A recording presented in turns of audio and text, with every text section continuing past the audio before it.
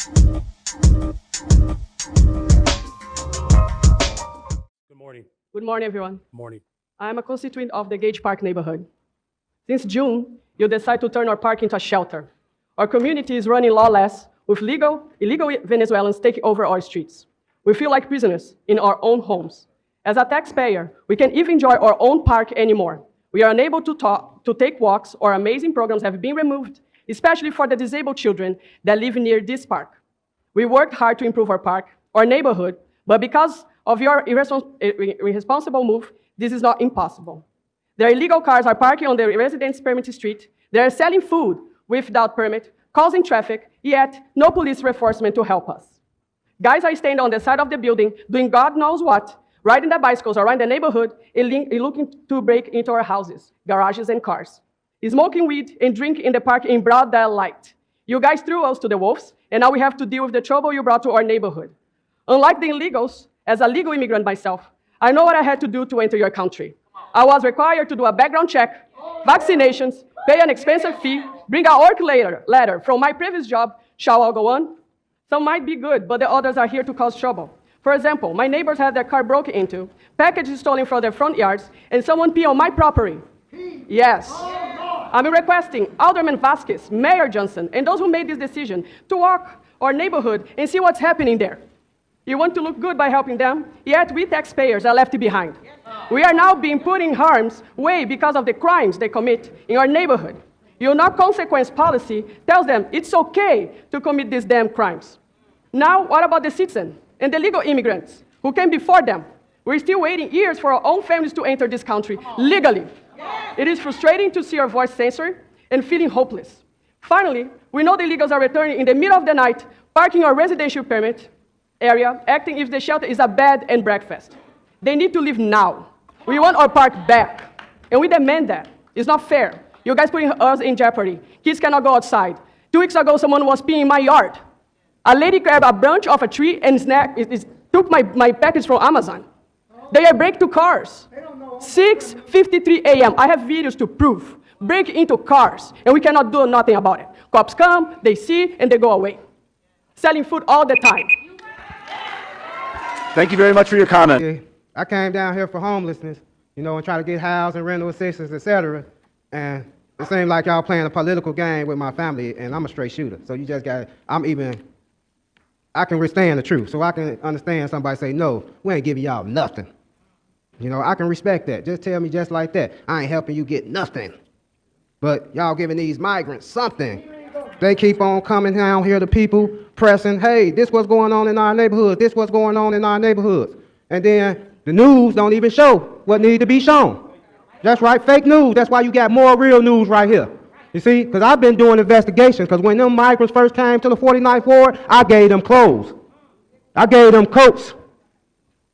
You see, so I know what's going on. And I kept saying that for the longest. Well, I know you people don't know what's going on to the extent with this migrant and this immigration stuff. Because if y'all so much saying that Texas doing this and Texas doing that, why everybody college parked outside them shelters that's employees, their license plates have Texas on there? Give me that job, man. I do security. Why you giving this to somebody from Texas?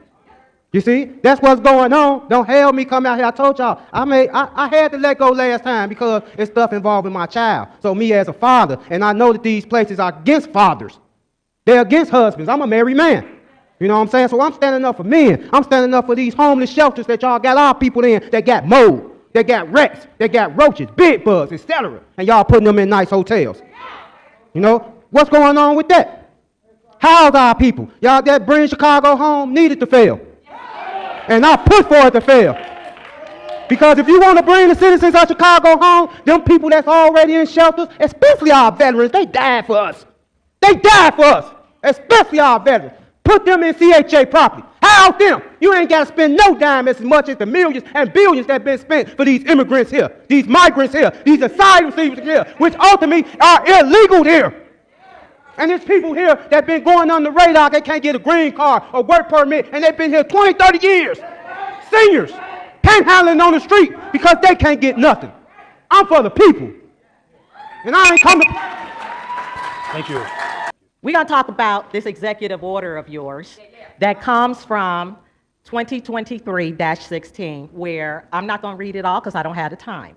But one thing I want to point out is how you made it clear that you're going to stick these people in our neighborhoods and that we have to just accept it.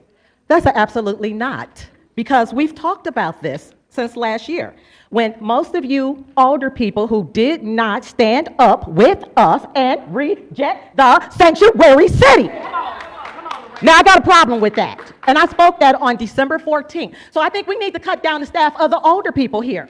How about that? Because you all are not all representing us. How about those who stood up and represented us? Then you stay in your offices. But the rest of you, goodbye. Because that's how we're going to see it when it's time to vote. That's where we're going with that. Home, Illinois 2021, that's when it came out, and Bring Chicago Home. Robbery. They both are for homeless causes that you all claimed they're for. You and Prisker need to sync up, because both of you all are trying to pull the same number, which you claim is homeless. And I think you might recall that I said, I'm out here helping the homeless. I got a recording from a homeless that also said, y'all just don't care. You just don't care. There, hearing it straight from the homeless. Now, WOTC, Work Opportunity Tax Credit, 400 plus businesses. Hyatt, which is Prisker's company, all are hiring refugees and kicking all of y'all out. Now, how about that for news that's not being broadcast? See, I do my digging, I do my research, and all of you all will know when I step up here to this mic, I bring the facts. I don't bring no opinions. So you all need to be careful of how you think you're treating us, because we coming for this. We bringing our city back. We removing all these illegals that's breaking our rules and laws, and we're fed up.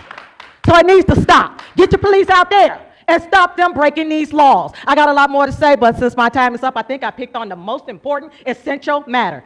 Get it cleaned up. We want our safety back. It's not fair for our kids. It's not fair for our elders. It's not safe for our special kids' needs.